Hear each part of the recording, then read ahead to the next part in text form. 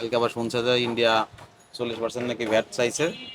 এই তারপরে দেখছে আটে আবার কালকে থেকে 200 টাকা বাড়তো।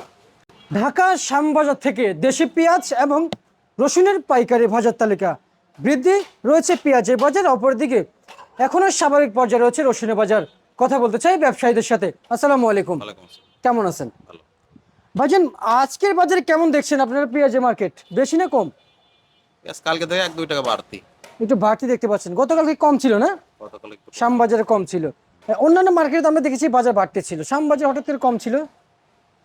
কম ছিল কালকে, ওই একটা গুজব ছড়াইছিল যে এলসি আসবে, ইন্ডিয়ান আসবে, কালকে বসবে, এরকম কিছু শুনছিলাম। এই জন্য হয়তো কাস্টমার এরকম আসে নাই।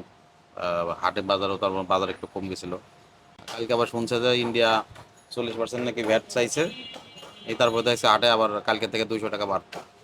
আচ্ছা, এখন আমাদের বাংলাদেশের পেঁয়াজ থাকতে ইন্ডিয়া কেন 40% ব্যাট চাচ্ছে? এটা তো আমরা ইচ্ছা করতে পারবো আনছি না এখনো না, পেঁয়াজ। আনতে চাওয়া হয়েছে বলে তো চাইছে তারা। তাই? আচ্ছা আচ্ছা আচ্ছা, 40% ব্যাট চাইছে। ওই যে দেশি পেঁয়াজের বাজার বেশি, সেই কারণে আমার মনে হচ্ছে যে তারা চাইতেছে। হতে পারে এরকম। তা ওরা তো বেশিরভাগই সুযোগ নেওয়ার চেষ্টা করে যে বাংলাদেশে যখন অস্থিতিশীল অবস্থা হয় পেঁয়াজের বাজার, তখন হলো বাংলাদেশ পেঁয়াজের জন্য ওদেরকে নক করে। তো ওরা চিন্তা ভাবনা করছে যে যেহেতু এখন বাংলাদেশের সংকট হয়েছে বা এরকম কিছু দাম বাড়ছে, তাহলে মনে হয় সম্ভবত যা যে দাম বলা যাবে সেই দামে নিবে। এই কারণে হয়তো ওরা বেশি যাচ্ছে। আচ্ছা আচ্ছা আচ্ছা, বুঝতে পারছি। তার মানে ভাই ইন্ডিয়ায় সুযোগ নিচ্ছে পেঁয়াজ নিয়ে আমরা নক করলে, কিন্তু আমরা যদি এলসি পেঁয়াজ না আনি তা। তখন আমাদের সরকারের থেকে বা এখান থেকে বলা হয়েছে যে ঠিক আছে, আমাদের কৃষক এখন হয়তো পাটের দাম বৃদ্ধি, পাটের 4,000 টাকা 3900 টাকা মন পাট বিক্রি করতেছে কৃষক, সময় পাচ্ছে না এখন, তার এই জন্য পেঁয়াজ আগের থেকে তেমন নামাচ্ছে না। এই জন্য পেঁয়াজের বাজার একটু বাড়ছে, তবে পর্যাপ্ত দেশে পেঁয়াজ আছে, বাইরে থেকে আমাদের পেঁয়াজ আনতে হবে না। দেখেন, ইন্ডিয়ান সরকার কিন্তু কৃষকের দিকে চেয়েছে। আর আমাদের দেশে কৃষকের যদি সময়টা যদি আসে, তাহলে আমরা যদি বলি কিন্তু অপ্রয়োজন নাই, কিন্তু তারপর কিন্তু নক করেছে পেঁয়াজের জন্য। কিন্তু কৃষক কি দাম পাওয়া অনেক উচিত অনেক কিনা? ব্যবসায়ী আছে না যে বা পেঁয়াজ, অনেক অনেক আড়তদার বা অনেক ইনপুটার যারা আছে, তারা ইন্ডিয়ান পেঁয়াজ না আনলে পরে বা বাইরের পেঁয়াজ না আনলে পরে তাদের তো ধরেন ইনকাম সোর্স কমে যাচ্ছে। আচ্ছা সুতরাং আচ্ছা তারা আচ্ছা, তাদের তো মাথা নষ্ট যে না, আনতে হবে।